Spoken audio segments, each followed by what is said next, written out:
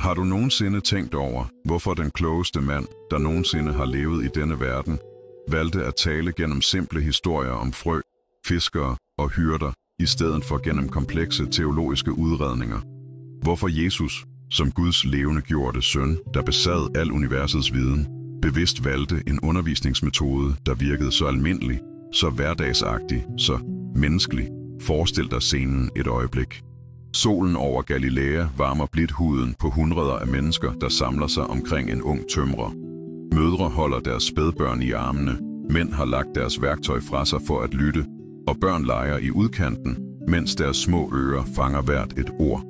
Alle der var sultne. Ikke kun efter brød, men efter noget langt dybere. De længtes efter sandhed, efter håb, efter et ord, der kunne berøre deres inderste sår og tilbyde lægedom for deres trætte sjæle. Og så åbner Jesus munden og begynder at fortælle en historie. Ikke en indviklet prædiken fyldt med svære begreber. Ikke en teologisk forklaring, som kun de lærde kunne forstå. En simpel historie om en landmand, der går ud for at så. Om frø, der falder i forskellige slags jord. Om et lille bitte korn, der forvandler sig til det største af alle træer. Kan du mærke magien i det øjeblik? Kan du forestille dig, hvordan de ord ikke blot trængte ind i ørerne, men direkte ind i hjertet på hver eneste tilstedeværende person? Det var som om Jesus havde fundet et hemmeligt sprog, en gylden nøgle, der kunne låse selv de mest lukkede skatkamre i den menneskelige sjæl op. Men hvorfor valgte Jesus den vej? Hvorfor valgte han, som kunne forklare alle himlens og jordens mysterier i et perfekt teologisk sprog, at tale om fortabte får, oprørske sønner og arbejdere i en vingård? Svaret rækker langt ud over, hvad du måske forestiller dig, og det afslører noget helt ekstraordinært om selve Guds hjerte. Jesus kendte det menneskelige hjerte bedre, end vi selv kender det. Han vidste, at hjerter, der var sårede, mærkede af livet og skuffede over verdens tomme løfter, havde brug for noget mere end logiske argumenter. De havde brug for historier, der talte direkte til deres erfaringer, deres smerter, deres dybeste hemmelige håb. Tænk et øjeblik på dit eget liv. Når du gennemgår en svær tid, hvad rører af dit hjerte mest? En teknisk afhandling om teologi eller en sand historie om en, der har været igennem det samme som dig og fundet en vej ud? Når du føler dig fortabt, hvad taler der stærkest til din sjæl? En videnskabelig forklaring på meningen med livet eller et ægte vidnesbyrd fra en, der har fundet mening midt i kaos? Jesus vidste dette. Han forstod, at en lignelse kunne gøre noget, som 1000 argumenter ikke kunne. Plante et frø direkte i hjertets jord, hvor det kunne vokse, blomstre og forvandle et liv fuldstændigt. Hver historie, han fortalte, var som en stille eksplosion af kærlighed og sandhed, der detonerede lydløst i sjælen på dem, der lyttede, og frigjorte fragmenter af håb, tilgivelse, helbredelse og fornyelse. Og der er noget endnu dybere i alt dette. Jesus fortalte ikke bare historier. Han valgte omhyggeligt hvert element, hver karakter, hver detalje. Når han talte om en far, der løber sin fortabte søn i møde, afslørede han den himmelske fars hjerte. Når han beskrev en hyrde, der efterlader 99 får for at lede efter det ene, der er faret vild, viste han Guds utrættelige kærlighed til hver enkelt person. Hver lignelse var en gave, indpakket i guddommelig kærlighed. Udefra så den simpel, almindelig, ja, endda indlysende ud. Men når du begyndte at pakke den ud, når du begyndte at dykke ned i de forskellige lag af betydning, opdagede du skatte, der kunne forandre hele dit livssyn. Det var som at finde et sjældent smykke i en helt almindelig papkasse. Har du nogensinde tænkt over, at Jesus stadig i dag taler til dig gennem lignelser i dit liv? Den svære situation, du står i, kan være Gud, der underviser dig i udholdenhed. Det tab, du oplever, kan være en lektion i, hvordan man finder styrke midt i smerten. Den besværlige person, der har krydset din vej, kan være en mulighed for at lære om tilgivelse og betingelsesløs kærlighed. Jesus vidste, at hvis han kunne lære sine disciple at se guddommelige lektioner i hverdagens oplevelser, ville de aldrig mere være alene. De ville lære at genkende Guds stemme i vinden, der rusker i træerne, i regnen, der vander jorden, i frøet, der spirer, i brødet, der mætter, og i det knus, der trøster. Og der var endnu en dyb grund til, at Jesus talte i lignelser. Han vidste, at det at tvinge nogen til at acceptere en sandhed ikke fører til ægte forandring. Åndelig sandhed skal opdages, ikke påtvinges. Den skal modtages af et hjerte, der åbner sig frivilligt. ikke skubbes ind i et modvilligt sind. Lignelserne fungerede som et perfekt, guddommeligt filter. De, der hungrede og tørstede efter retfærdighed, som oprigtigt søgte at kende Gud, ville finde dyb mening i hver historie. De ville tage hjem og tænke, reflektere og lade det plantede frø vokse i deres hjerter. Men de, der kun kom af nysgerrighed, uden reel interesse i forandring, ville høre interessante historier og gå deres vej uden at blive berørt. Dette viser noget smukt om Guds karakter. Han invaderer ikke. Han inviterer. Han tvinger ikke. Han drager. Han råber ikke. Han hvisker. Og de, der har ører at høre med, vil høre. De, der har øjne at se med, vil se. De, der har et hjerte til at modtage, vil modtage. Jesus så ud over folkemængden, og så ikke blot anonyme ansigter, men unikke historier, specifikke sår, særlige behov. Kvinden, der kæmpede med at tilgive sin utro mand, havde brug for at høre om tilgivelse på en måde, der rørte hendes hjerte uden at udstille hendes smerte offentligt. Manden, der følte sig ubetydelig, havde brug for at opdage sit værd uden at få sit selvværd såret yderligere. Den unge kvinde, der havde mistet håbet, havde brug for opmuntring, der kunne trænge igennem de mure, hun havde bygget omkring sit hjerte. Og lignelserne formåede at gøre dette på en mesterlig måde. De talte til alle og til hver enkelt på samme tid. De var universelle nok til at berøre enhver kultur, enhver tidsalder, enhver situation, men specifikke nok til at ramme det præcise behov i hvert enkelt hjerte. Har du nogensinde haft den oplevelse, mens du læste en af Jesu lignelser, at du pludselig følte, at han talte direkte til dig? Som om han vidste præcis, hvad du gennemgik, og havde det perfekte ord til din situation. Det er ikke en tilfældighed. Det er Jesus, der er Jesus. Det er Gud, der er Gud. Det er guddommelig kærlighed, der finder en måde at nå dig på gennem en historie, der blev fortalt for 2000 år siden, men som stadig er levende, relevant og forvandlende. Lignelserne bar også en særlig kvalitet. De var uforglemmelige. Du kan glemme en indviklet prædiken efter et par uger, men en god historie bliver printet i hjertet for altid. Jesus vidste, at hans ord skulle følge hans tilhørere gennem hele livet og tilbyde vejledning, trøst og visdom i fremtidige øjeblikke, de slet ikke kunne forestille sig. Hvor mange gange har du i svære situationer husket en af Jesu lignelser, som gav dig præcis det perspektiv, du havde brug for? Hvor mange gange har en af disse simple historier bragt fred til din angst, håb til din fortvivlelse, styrke til din svaghed? Det sker, fordi Jesus indlejrede en kraft i dem, der transcenderer tid og rum. Og der er noget mere, der rører hjertet dybt, når vi forstår, hvorfor Jesus talte i lignelser. Han gjorde det, fordi han elskede os for højt til at give os færdige svar. Han elskede os nok til at invitere os med på en opdagelsesrejse. Han vidste, at når vi selv opdager en sandhed, bliver den vores på en måde, som ingen påtvungen lærer nogensinde vil kunne. Tænk på et barn, der lærer at gå. Forældrene bærer ikke barnet for evigt, for det vil ikke hjælpe det med at udvikle sine egne ben. De opmuntrer det, rækker armene ud, tilbyder støtte, men lader det tage sine egne skridt. På samme måde ønskede Jesus ikke afhængige følgere, der altid havde brug for, at nogen forklarede alting. Han ønskede modne disciple, der var i stand til at genkende Guds stemme og opdage hans sandheder på egen hånd. Lignelserne var Jesu måde at lære os at fiske i stedet for blot at give os fisken. De lærte os at genkende Guds mønstre, det guddommelige sprog, den måde han virker på i verden og i vores liv. Og når vi først lærer det sprog, begynder vi at se det overalt. Jeg vil gerne holde en lille pause i vores samtale, bare et øjeblik. Hvis denne refleksion allerede er begyndt at røre ved noget dybt i dit hjerte, vil jeg invitere dig til at give et like. Det er en simpel gestus, men den hjælper os meget med at nå ud til flere mennesker, der ligesom dig søger at forstå mysterierne i Jesu hjerte. Og hvis du endnu ikke er en del af vores fællesskab, så abonner på kanalen og tryk på klokken, så du ikke går glip af de næste videoer. Men mere end det giver jeg dig en særlig invitation. Tænk på en, du holder af, som har brug for at opdage, hvordan Jesus taler direkte til hjertet gennem simple sandheder. Del denne video med den person. Det kan være præcis, hvad han eller hun har brug for at høre i dag. Og brug kommentarfeltet til at fortælle mig, hvilken af Jesu lignelser har rørt dit hjerte mest. Jeg vil meget gerne høre om din oplevelse. Lad os nu dykke dybere ned i dette mysterium, der afslører selve Guds hjerte.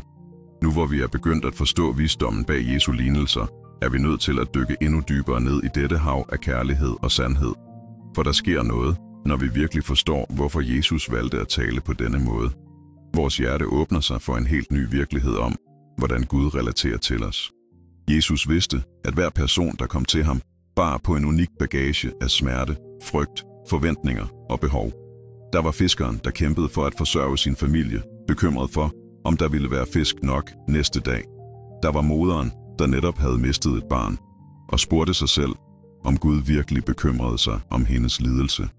Der var den rige unge mand, der havde alt materielt, men følte en dyb tomhed i sin sjæl. Der var den spedalske, der var udstødt af samfundet, overbevist om, at han var uværdig til Guds kærlighed. Hvordan kunne han tale til dem alle på én gang? Hvordan kunne han røre ved hvert specifikt sår uden at udstille nogen? Hvordan kunne han plante håb uden at skabe falske forventninger? Hvordan kunne han undervise i tro på en måde, der styrkede hjertet uden at lyde som en tom kliché? Jesus fandt det perfekte svar i lignelserne. Da han fortalte historien om sennepsfrøet, talte han ikke kun om planter. Han talte direkte til hjertet hos dem, der følte sig for små, for ubetydelige, for svage til at gøre en forskel i verden.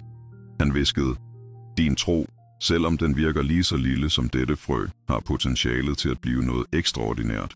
Giv ikke op med at tro, selv når alt omkring dig virker umuligt. Kan du mærke ømheden i disse ord? Kan du forestille dig den lettelse, der strømmede ind i hjertet på en, der troede, han var for lille for Gud? Jesus prædikede ikke om tro på en abstrakt måde. Han tilbød konkret håb ved at bruge et billede, som enhver fra landet kunne forstå og aldrig glemme. Og da han fortalte om landmanden, der gik ud for at så, gav han ikke en lektion i landbrug. Han talte om noget meget dybere, om hvordan Gud ikke giver op på os, selv når vores hjerte virker som hård klippe. Han afslørede, at den guddommelige kærlighed er vedholdende, tålmodig og generøs. At han fortsætter med at plante frø af godhed, barmhjertighed og sandhed i vores liv, selv når vi ikke kan se øjeblikkelige resultater. Men der var noget endnu mere rørende i denne lignelse. Jesus lærte, at problemet ikke ligger i frøet, problemet ligger i jorden. Det er ikke fordi Gud er ude af stand til at forvandle os. Det er ikke fordi hans kærlighed er utilstrækkelig. Det er fordi vores hjerte nogle gange er så såret, så forhærdet af livets skuffelser, at vi ikke kan modtage det, han ønsker at give os. Og dette er ikke en fordømmelse, det er forståelse. Det er Jesus, der siger, jeg ved, hvorfor I nogle gange lukker jer inde. Jeg ved, hvorfor I har svært ved at have tillid. Jeg ved, I er blevet såret før. Men jeg er anderledes. Jeg er landmanden, der ikke giver op. Jeg vil fortsætte med at så, indtil I er klar til at modtage. Da Jesus talte om det fortabte får, fortalte han ikke bare en historie om dyr. Han så direkte ind i øjnene på hver person, der følte sig fortabt, forladt, glemt. Han sagde, tror I blot er endnu et ansigt i mængden? Føler I er usynlige, uden betydning? Lad mig fortælle jer noget, for Gud er I så dyrebare, at han ville efterlade alt for blot at finde jer og bringe jer hjem igen. Kan du forestille dig virkningen af disse ord i livet på en, der voksede op med at føle sig afvist? På en, der altid havde troet, at han ikke havde nogen værdi. Jesus helbredte dybe sår i sjælen gennem en simpel historie om en hyrde og hans får. Han plantede en sandhed, der fuldstændigt kunne forandre en persons selvbillede. Og lignelsen om den fortabte søn, den rørte ved det mest smertefulde sår af alle, skyld. Hvor mange mennesker kom til Jesus, bærende på den knusende byrde af forkerte valg, af ord, der ikke kunne tages tilbage, af forspildte muligheder, af forhold ødelagt af deres egne fejl. Hvordan kunne man tilbyde tilgivelse og genoprettelse uden at bagatellisere den forvoldte smerte? Hvordan kunne man tale om en ny begyndelse uden at det lød, som om konsekvenserne var ligegyldige? Jesus malede et billede, der for evigt ville blive printet i hukommelsen. En far, der løber sin søn i møde, ham der havde ødslet alt bort. Han går ikke. Han løber. Han venter ikke på omstændelige undskyldninger. Han omfavner først, tilgiver først, genopretter først. Og så holder han fest, for det, der var tabt, er fundet. Det, der var dødt, er blevet levende igen. Kan du mærke den revolution, denne historie forårsagede i hjerterne? Kan du forestille dig den frihed, der strømmede ind i sjælen hos mennesker, der i årevis havde båret på lænker af skyld og skam? Jesus underviste ikke kun i tilgivelse. Han brød fængsler, åbnede døre, gav værdighed tilbage, tilbød nye begyndelser. Men der var også dem, der identificerede sig med den ældre bror i lignelsen. Mennesker, der altid havde forsøgt at gøre alt rigtigt, som fulgte reglerne, som opfyldte deres forpligtelser. men som inderst inde følte bitterhed, nag og åndelig kulde. Jesus ignorerede dem ikke. Gennem den samme lignelse rørte han også ved dette sår og viste, hvordan stolthed kan være et mere subtilt, men lige så destruktivt fængsel. Og da han fortalte om den barmhjertige samaritaner, udfordrede Jesus dybt rodfæstede fordomme. Han tvang sine tilhørere til at spørge sig selv: hvem er egentlig min næste? Hvem skal jeg elske? Hvor går grænserne for min medfølelse? Han gjorde det ikke gennem direkte konfrontation, men gennem en historie, der lod hver person reflektere over sine egne holdninger og valg. Jesus vidste, at ægte forandring kommer indefra og ud, at det ikke nytter at påtvinge ny adfærd, hvis hjertet ikke først er blevet berørt. Derfor plantede han spørgsmål, der ville blive ved med at give genlyd i hans tilhøreres sind, længe efter at mængden var gået hver til sit. Han vidste, at de bedste forandringer sker, når vi selv opdager, hvor vi har brug for at ændre os. Og der er noget ekstraordinært ved, hvordan Jesus brugte elementer fra naturen i sine lignelser. Han valgte ikke disse billeder tilfældigt. Han lærte sine følgere at se Gud overalt, at genkende guddommelige lektioner i de mest almindelige livserfaringer. Hvert frø, der spirede, hvert træ, der bar frugt, hver mark, der blev høstet, kunne blive en ny mulighed for åndelig vækst. Det betyder, at Jesus ikke kun tilbød lærdomme, der skulle gemmes i hukommelsen. Han forandrede selve den måde, hans følgere så verden på. Efter at have hørt hans lignelser, kunne de aldrig mere se på en tilsået mark, uden at huske lektionerne om tro og udholdenhed. Aldrig mere se en hyrde med sine får, uden at tænke på Guds omsorgsfulde kærlighed.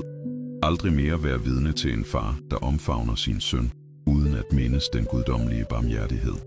Jesus skabte et nyt åndeligt sprog og lærte sine disciple at læse Guds tegn i skaberværket, i omstændighederne, i relationer, i hverdagssituationer. Han vidste, at når vi lærer dette sprog, er vi aldrig mere alene. Gud taler konstant til os og tilbyder vejledning, trøst og visdom gennem livets erfaringer. Og der var også en dyb visdom i valget af at bruge velkendte situationer i lignelserne. Jesus talte ikke om fjerne, eksotiske, utænkelige ting. Han brugte elementer, der var en del af hans tilhøreres hverdag. At så og høste, bygge huse, fiske, lave mad, passe dyr, familierelationer, arbejde, penge, fest, sorg. Dette gjorde hans sandheder tilgængelige for enhver, uanset uddannelse, social status eller kulturel baggrund. Et barn kunne forstå og blive berørt af de samme lignelser som forvandlede voksne. En simpel mand fra landet modtog de samme åbenbaringer, som påvirkede de lærte. Jesus havde fundet et universelt hjertesprog. Men måske det mest rørende af alt er at indse, at Jesus talte i lignelser, fordi han kendte vores behov for selv at opdage sandheder. Han vidste, at når nogen giver os et færdigt svar, har vi en tendens til at acceptere det overfladisk eller afvise det let. Men når vi bliver lidt til at opdage noget gennem vores egen refleksion, bliver den sandhed en del af os på en meget dybere måde. Lignelserne fungerede som frø, der fortsatte med at vokse, længe efter de var blevet sået. Folk gik hjem og tænkte over den historie, de havde hørt. Dage senere skete der noget i deres liv, som fik dem til at huske lignelsen og opdage et nyt lag af betydning. Uger senere, stillet over for en anden situation, fandt de vejledning i den samme historie, som de allerede kendte, men som nu afslørede helt nye aspekter. Jesus skabte en skat af visdom, der ville følge hans disciple hele livet, og tilbyde nyt lys til hver ny situation, frisk trøst til hver ny smerte, fornyet håb til hver ny udfordring. Han underviste ikke kun i sandheder. Han plantede visdomstræer, der ville bære frugt i årtier. Og når vi forstår dette, begynder vi at indse, at Jesus stadig i dag taler til os gennem levende lignelser. Den svære situation, du står i, kan være Gud, der underviser dig i tålmodighed og udholdenhed. Det komplicerede forhold kan være en lektion i betingelsesløs kærlighed og tilgivelse. Det smertefulde tab kan være en mulighed for at opdage, at din identitet og dit værd ikke afhænger af ydre omstændigheder. Gud er stadig landmanden, der planter lektioner om kærlighed og sandhed i vores daglige liv. Han er stadig hyrden, der søger os, når vi farer vild. Han er stadig faderen, der løber os i møde, når vi vender hjem. Jesu lignelser er ikke bare gamle historier. De er levende realiteter, der fortsat udfolder sig på vores personlige rejse med Gud. Hvis du føler, at disse ord rører ved noget virkeligt i dit hjerte, så giv et like og del med en, du holder af. Fortæl mig i kommentarerne, Hvilken af disse refleksioner har fået dig til at tænke mest? Nu når vi til kernen af denne åbenbaring om Jesu lignelser, hvor vi opdager lag af visdom, der berører de mest intime sår i den menneskelige sjæl. For når vi virkelig forstår, hvorfor Jesus valgte at tale på denne måde, indser vi, at han ikke blot underviste.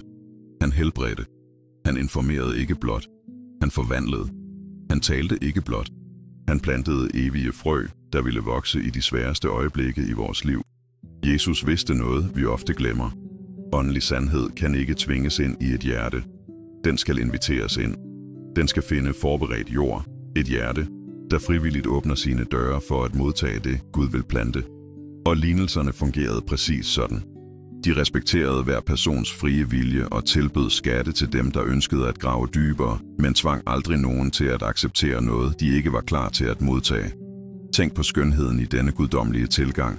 Gud, som har al magt i universet, som kunne tvinge enhver til at acceptere sin sandhed, vælger bevidst den respektfulde invitationsvej. Han visker gennem simple historier, planter blide spørgsmål, tilbyder gradvise åbenbaringer. Dette viser os Guds dybt kærlige karakter. Han elsker os for højt til at tvinge os, respekterer os for højt til at invadere os, værdsætter os for højt til at manipulere os. Lignelserne fungerede som et perfekt guddommeligt filter.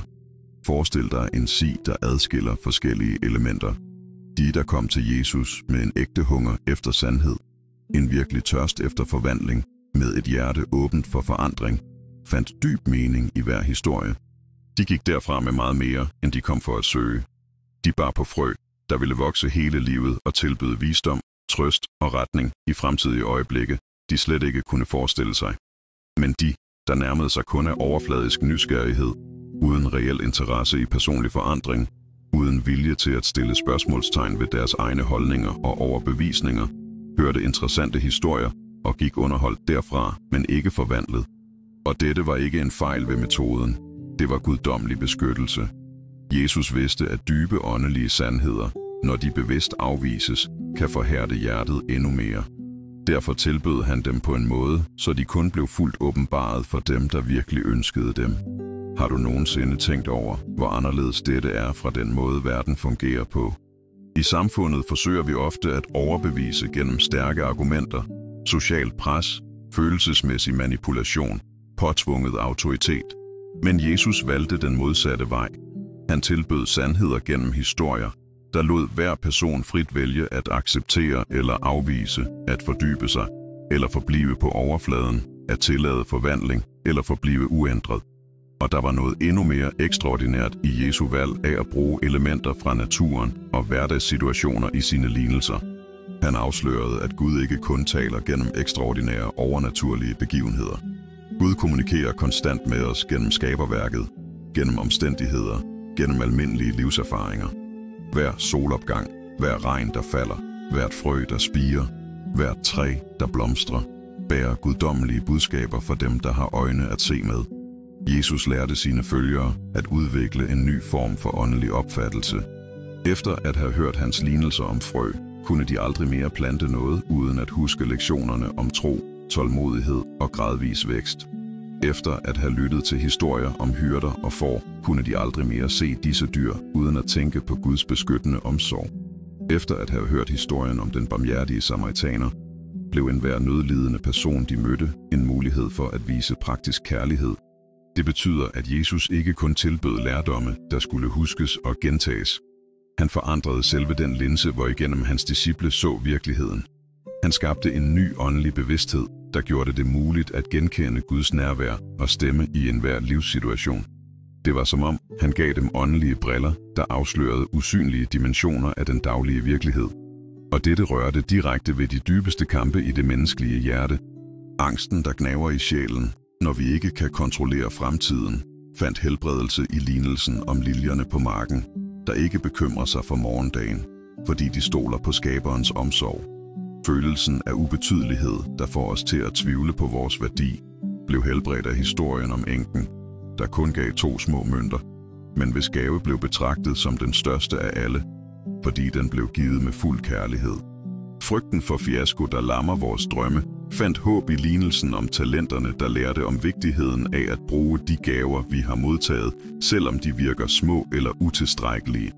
Smerten ved afvisning, der får os til at bygge mure omkring vores hjerte, blev blødgjort af historien om bryllupsfesten, hvor kongen inviterer alle, især dem, der føler sig uværdige eller udelukkede. Jesus kendte hvert specifikt sår i den menneskelige sjæl og havde fundet en måde at røre ved dem alle gennem simple historier, der bar overnaturlig helbredende kraft. Han vidste, at når en sandhed trænger ind i hjertet gennem en velfortalt historie, informerer den ikke kun sindet. Den forandrer perspektivet, helbreder sårede følelser, befrier fra mentale fængsler, åbner muligheder, der før virkede umulige. Og der var en ekstraordinær visdom i den måde, Jesus håndterede de forskellige typer hjerter i sit publikum. Han vidste, at nogle mennesker kom med knusende skyld, andre kæmpede med åndelig stolthed, nogle følte sig afvist af Gud, andre tvivlede på, om de virkelig var elskede. Hvordan kunne man tale til alle disse forskellige behov på samme tid, uden at udstille nogen offentligt? Lignelserne formåede at udføre dette mirakel. Historien om farisæeren og tolderen talte samtidigt til den stolte religiøse, der havde brug for at opdage ydmyghed, og til den knuste synder, der havde brug for at finde håb i guddommelig tilgivelse. Lignelsen om arbejderne i vingården trøstede både dem, der havde tjent Gud trofast i årtier, og dem, der lige var begyndt på deres åndelige rejse, ved at vise, at guddommelig nåde ikke er baseret på menneskelige fortjenester, men på Guds generøse hjerte. Og dette fører os til en endnu dybere forståelse af, hvordan Gud virker i vores liv i dag. Ofte overser vi hans budskaber, fordi vi forventer dramatiske åbenbaringer, ekstraordinære visioner, åbenlyse overnaturlige tegn. Men Jesus viste, at Gud foretrækker at tale gennem det dagligdags, gennem almindelige oplevelser, der får evig betydning, når de ses med åndelige øjne. Den uventede samtale med en fremmed kan være Gud, der tilbyder præcis det perspektiv, du havde brug for. Den bog, der tilfældigvis landede i dine hænder, kan indeholde den vejledning, du søgte. Den svære situation, du står i, kan være et klasseværelse, hvor Gud vil lære dig dyrebare lektioner om tillid, tålmodighed eller medfølelse. Jesus afslørede, at vi lever omgivet af konstante guddommelige lignelser. Vores liv er en fortløbende historie, hvor Gud altid planter lektioner, tilbyder åbenbaringer, giver muligheder for vækst. Problemet er ikke, at Gud er tavs. Problemet er, at vi ofte er for travle, for distraherede, for bekymrede til at bemærke hans blide stemme, der giver genlyd gennem de daglige oplevelser. Og der er noget dybt trøstende i at opdage, at Jesus brugte situationer med smerte og vanskeligheder i sine lignelser. Ikke for at bagatellisere lidelsen, men for at afsløre, hvordan Gud kan forvandle selv de sværeste omstændigheder til redskaber for vækst og helbredelse. Brødet, der skal begraves i den mørke jord for at kunne spire, lærte, at vi nogle gange er nødt til at gennemgå svære perioder, for at nye ting kan fødes i vores liv. Lignelsen om hvedekornet, der skal dø for at bære frugt, rørte ved smerten ved tab, men afslørede, at selv når noget dyrebart i vores liv slutter, kan det give anledning til noget endnu smukkere og mere meningsfuldt. Jesus lovede ikke, at livet ville være let. Han lovede, at selv i vanskelighederne ville Gud være til stede, arbejde, forvandle smerte til vækst, tab til opdagelse, en afslutning til en ny begyndelse. Og dette er direkte forbundet med vores dybeste behov for mening. Vi står alle over for øjeblikke, hvor vi spørger, om vores liv har et formål, om vores kampe giver mening, om der findes en større plan, som vi er en del af. Jesu lignelser besvarede disse eksistentielle spørgsmål, ikke gennem komplekse teologiske forklaringer, men gennem historier, der afslørede, hvordan selv de tilsyneladende ubetydelige ting kan have evig værdi i Guds øjne.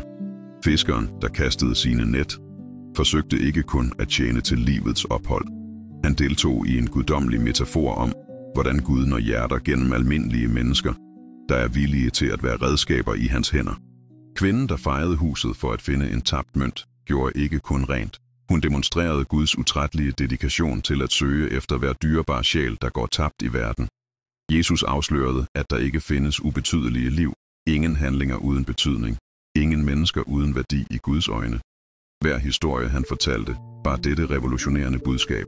Du betyder noget, dit liv har mening, dine valg gør en forskel, dit hjerte er dyrebart for Gud. Og måske det mest rørende af alt er at indse, at lignelserne fortsat er levende og aktive i dag. fordi Jesus plantede dem ikke kun i sindet, men i hjertet hos sine tilhørere.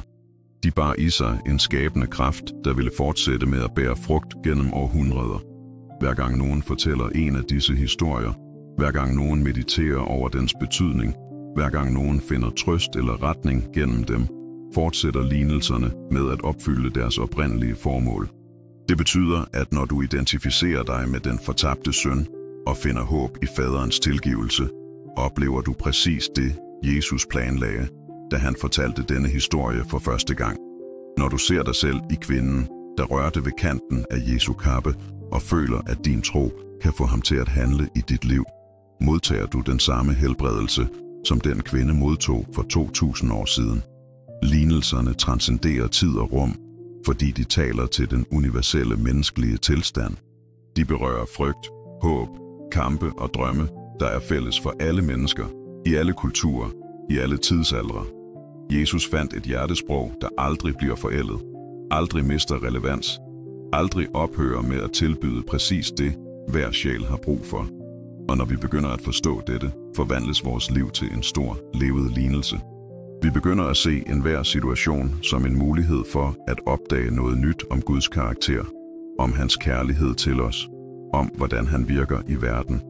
Vi begynder at genkende hans stemme, der hvisker gennem tilsyneladende tilfældige møder, meningsfulde sammentræf, døre, der åbner sig på det rigtige tidspunkt, mennesker, der krydser vores vej, præcis når vi har brug for dem.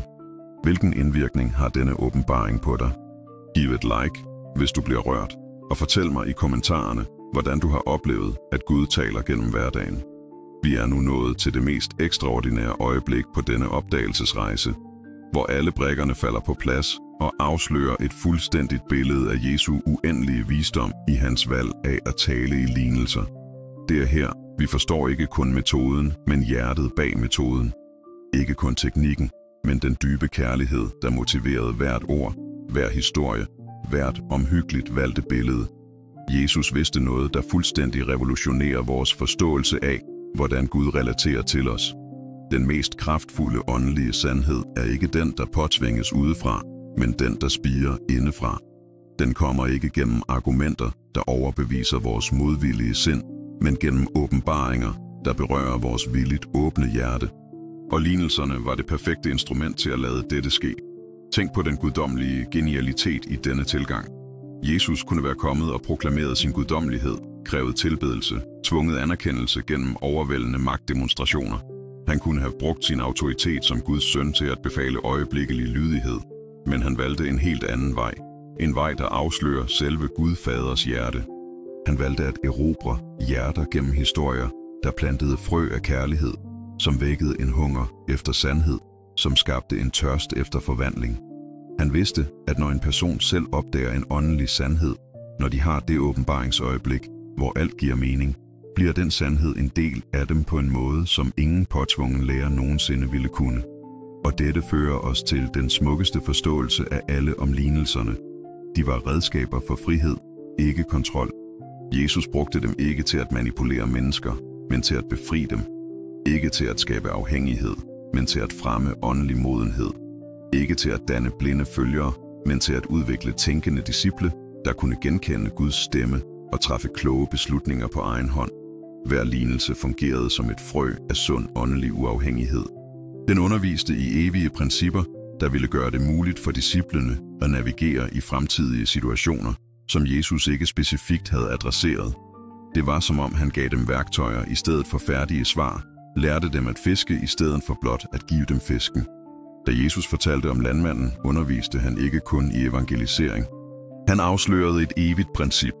Gud planter konstant godhed, kærlighed, sandhed og muligheder i vores liv, men resultaterne afhænger af vores hjertes tilstand. Dette betød, at hans disciple kunne anvende denne sandhed på hvert område af livet: relationer, arbejde, børneopdragelse, beslutningstagning. Da han talte om at bygge på klippen i stedet for på sand, gav han ikke kun råd om byggeri. Han lærte om vigtigheden af at fundere vores liv på solide principper, på evige værdier, på sandheder, der ikke ændrer sig med omstændighederne. Hans følgere kunne bruge denne visdom til at vurdere karriere, relationer, livsfilosofier, vigtige beslutninger. Og her opdager vi noget, der fuldstændig forandrer vores forståelse af bøn og forholdet til Gud. Jesus ønskede ikke, at hans følgere altid skulle være afhængige af ydre åbenbaringer for hver lille beslutning. Han ønskede, at de skulle udvikle en indre dømmekraft, at de skulle lære at genkende Guds mønstre, at de skulle vokse i visdom til det punkt, hvor de kunne træffe beslutninger i overensstemmelse med det guddommelige hjerte, selv når de ikke havde et specifikt ord fra himlen. Lignelserne var instrumenter for åndelig vækst, der producerede modenhed, ikke afhængighed. De lærte at tænke, som Gud tænker, at elske, som Gud elsker, at tilgive, som Gud tilgiver, at håbe, som Gud håber. Det var som om Jesus indopererede selve det åndelige DNA i sine disciple, så de naturligt kunne reproducere den guddommelige karakter i deres daglige liv. Og dette fører os til en ekstraordinær opdagelse af, hvordan Gud fortsat taler til os i dag. Han har ikke ændret sin metode. Han bruger stadig levende lignelser på vores daglige rejse. Den besværlige person, Gud har placeret på din vej, kan være en lektion i tålmodighed og betingelsesløs kærlighed. Den udfordrende økonomiske situation kan være en lignelse om tillid og guddommelig forsørgelse. Den dør, der uventet lukkede sig, kan være en historie om, hvordan Gud nogle gange beskytter os mod veje, der ser gode ud, men ikke er de bedste for os. Forskellen er, at nu, efter at have lært Jesu lignelser at kende, har vi trænet øjne til at genkende disse guddommelige lektioner. Vi har et hjerte, der er oplært til at bemærke, når Gud lærer os noget gennem omstændighederne. Vi har et sind, der er forberedt på at udtrække evig visdom fra timelige erfaringer. Og her er den åbenbaring, der ændrer alt. Jesus talte i lignelser, fordi han ønskede, at vi skulle lære at se vores eget liv som en kontinuerlig lignelse.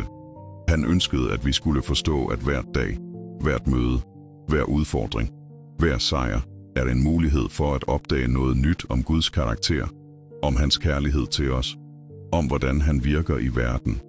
Det betyder, at du ikke længere behøver at vente på dramatiske åbenbaringer for at høre Guds stemme. Du behøver ikke længere at føle dig åndeligt forældreløs, når du ikke har et specifikt profetisk ord. Jesus har allerede plantet i dig, gennem sine lignelser, evnen til at genkende det guddommelige sprog i det almindelige livs sprog. Når du ser en mor løbe efter sit lille barn, der er kommet på afveje, kan du huske lignelsen om det fortabte får, og mærke Guds hjertebanke af kærlig bekymring for dig, når du fjerner dig fra ham. Når du ser nogen tilgive en alvorlig fornærmelse, kan du mindes lignelsen om den ubarmhjertige tjener, og blive udfordret til at ransage dit eget hjerte om tilgivelse.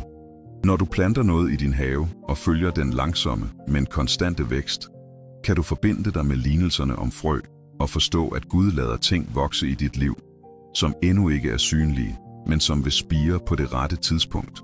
Når du ser nogen fejre en lille, men betydningsfuld sejr, kan du huske lignelserne om fest og guddommelig glæde, når en synder omvender sig. Jesus forvandlede hele verden til et kontinuerligt åndeligt klasseværelse. Han gjorde enhver menneskelig erfaring til en potentiel mulighed for åndelig vækst.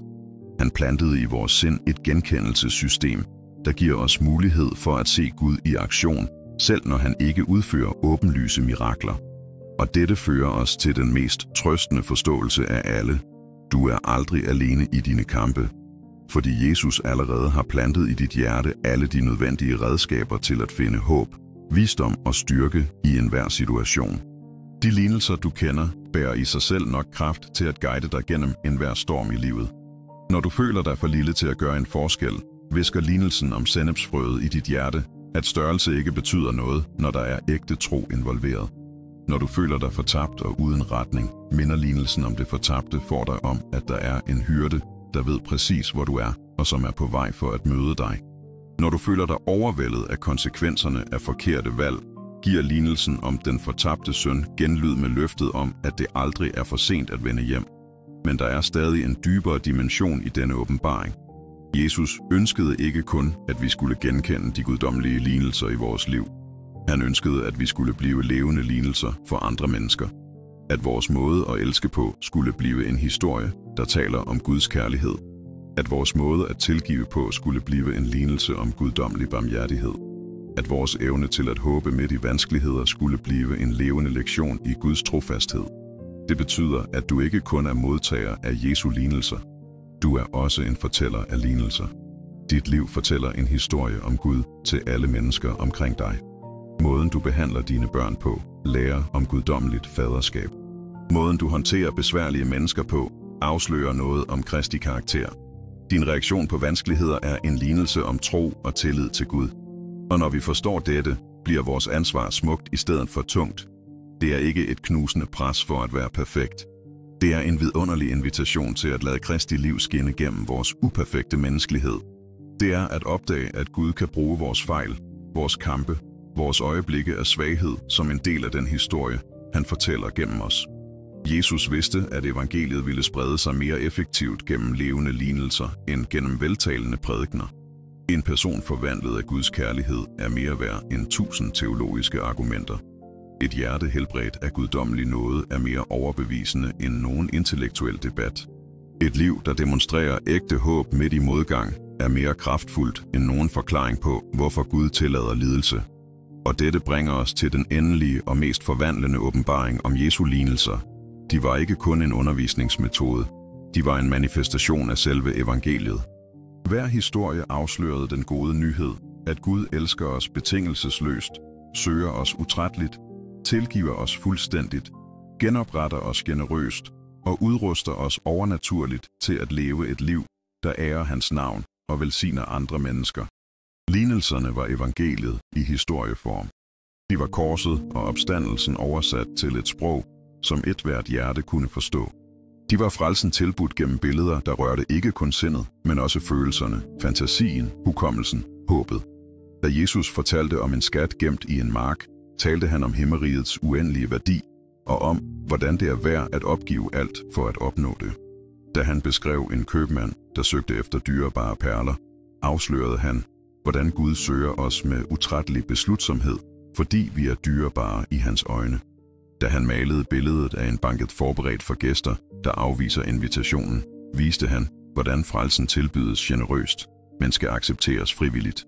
Hver lignelse bar i sig evangeliets essens. Gud elsker dig. Gud søger dig.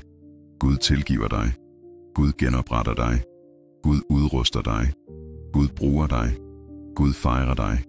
Og alt dette afhænger ikke af, hvad du har gjort eller undladt at gøre. Det afhænger kun af, hvem Gud er, og hvordan han har valgt at relatere til os. Og nu forstår du, hvorfor Jesu lignelser fortsat rører hjerter 2000 år senere. De bærer i sig den evige kraft af guddommelig kærlighed. De hvisker sandheder, der transcenderer tid, kultur, uddannelse, social status. De tilbyder håb, der aldrig bliver forældet, helbredelse, der aldrig mister sin virkning, visdom, der aldrig bliver forældet. Du behøver ikke længere at spørge dig selv, om Gud virkelig bekymrer sig om dig. Lignelsen om det fortabte forsvarer med et rungende ja. Du behøver ikke længere at tvivle på, om dine fejl er for store til at blive tilgivet. Lignelsen om den fortabte søn råber, at det aldrig er for sent at vende hjem. Du behøver ikke længere at tvivle på, om dit liv har et formål. Hver lignelse af Jesus bekræfter, at du er en væsentlig del af den historie, Gud skriver i verden. Og således når vi slutningen af denne åbenbaring med forvandlede hjerter og et fornyet perspektiv. Jesus talte i lignelser, fordi han elskede os for højt til at tvinge os, respekterede os for højt til at manipulere os, værdsatte os for højt til at behandle os som objekter. Han ønskede at erobre vores hjerte, ikke kun vores sind. Han ønskede at forvandle vores liv, ikke kun informere vores viden. Han ønskede at plante evigheden i vores timelige hjerte. Lignelserne var og er fortsat instrumenter for guddommelig kærlighed, redskaber for himmelsk nåde, frø af evigt håb. De inviterer os til at se Gud i enhver oplevelse, at finde mening i enhver omstændighed, at opdage formål i enhver udfordring. De udruster os til at leve som elskede børn af en perfekt far, som får passet på af en trofast hyrde, som ærede gæster til en evig banket. Hvis dit hjerte bliver forvandlet af denne åbenbaring, så del dette øjeblik gennem dit like og kommenter, hvilken sandhed der har påvirket dig mest på denne opdagelsesrejse. Vi er nået til slutningen af denne ekstraordinære opdagelsesrejse, og mit hjerte er fyldt med taknemmelighed for at have vandret ved din side gennem disse øjeblikke af åbenbaring om Jesu hjerte og hans kloge valg om at tale i lignelser. Jeg håber, du føler, som jeg føler, at noget dybt er blevet rørt i din sjæl, at evige sandheder er blevet plantet i frugtbar jord, og at frø af håb og forvandling er blevet lagt i dit hjerte for at spire i de kommende dage. Da vi begyndte denne samtale, stillede vi et spørgsmål, du måske aldrig havde overvejet før. Hvorfor valgte Jesus, som Guds levende gjorte søn, der besad al universets visdom, at tale gennem simple historier, i stedet for komplekse teologiske udredninger? Nu, efter vi sammen har dykket ned i dette hav af guddommelig kærlighed og visdom, giver svaret genlyd i vores hjerte på en krystalklar og forvandlende måde. Jesus talte i lignelser, fordi hver historie, der kom fra hans læber, bar selve Guds hjerte.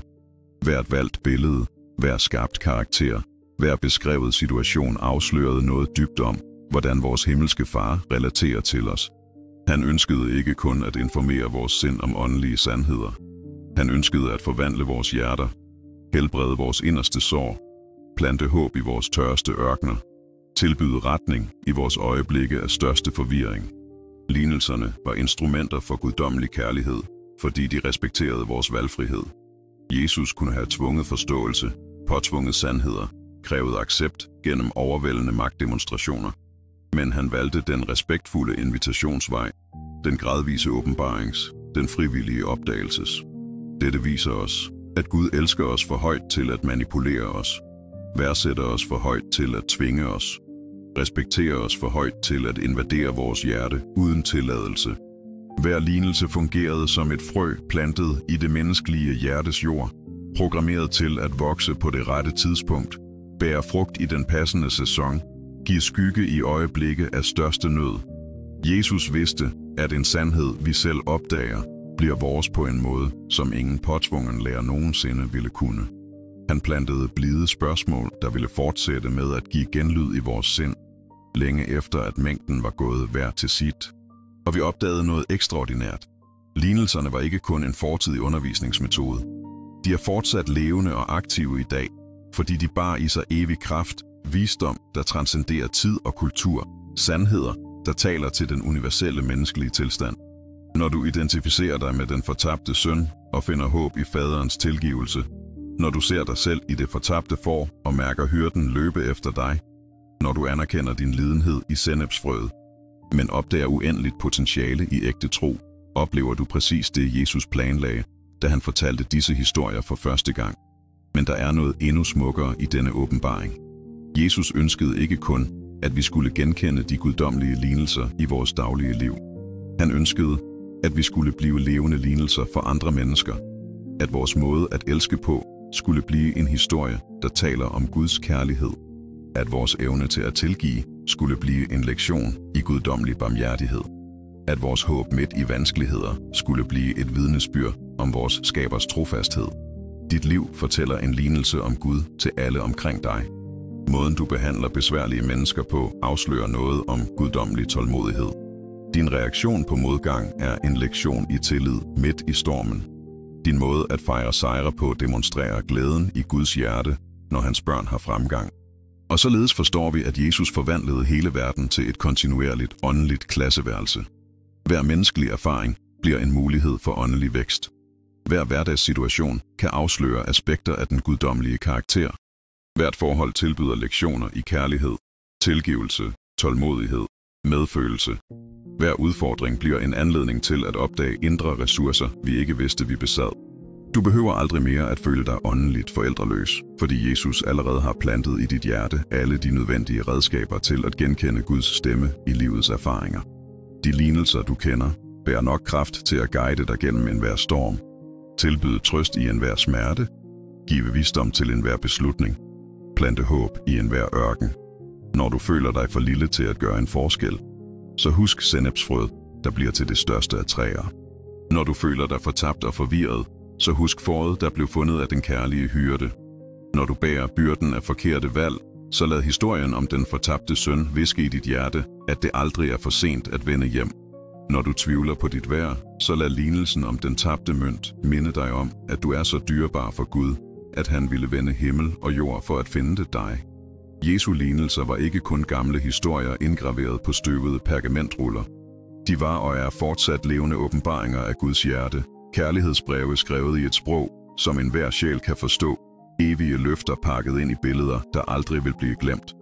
De lærer os, at Gud konstant taler til os, ikke gennem dramatiske hørbare stemmer, men gennem det daglige livs subtile sprog.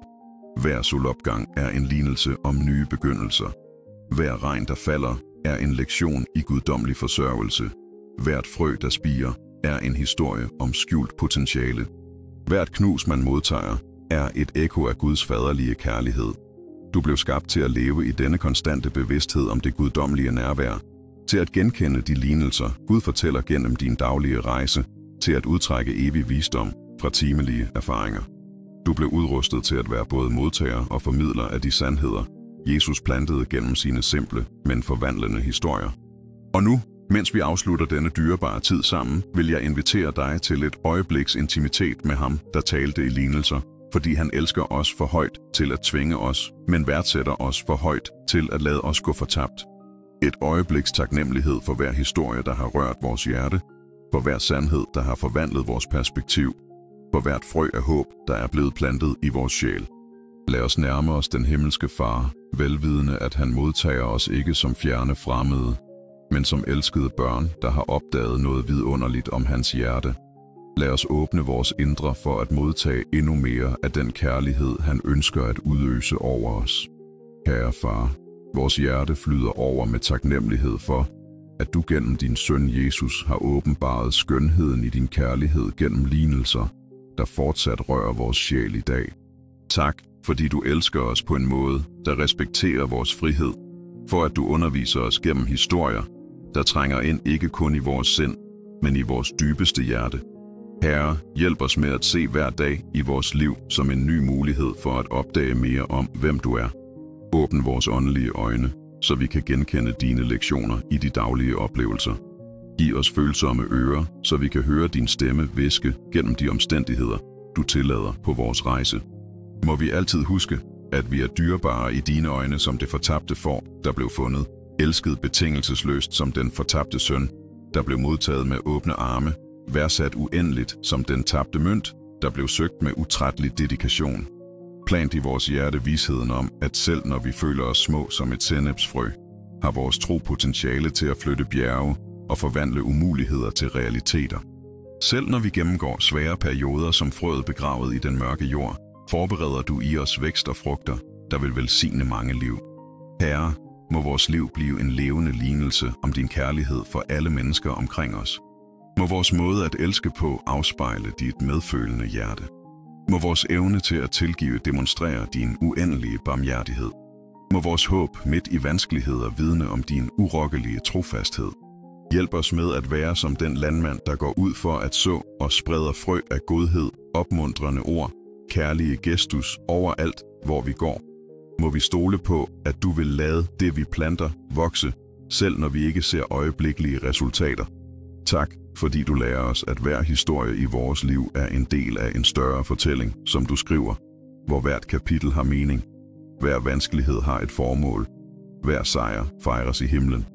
Må vi leve med den konstante bevidsthed om, at vi er dine elskede børn, deltagere i dit vidunderlige værk i verden.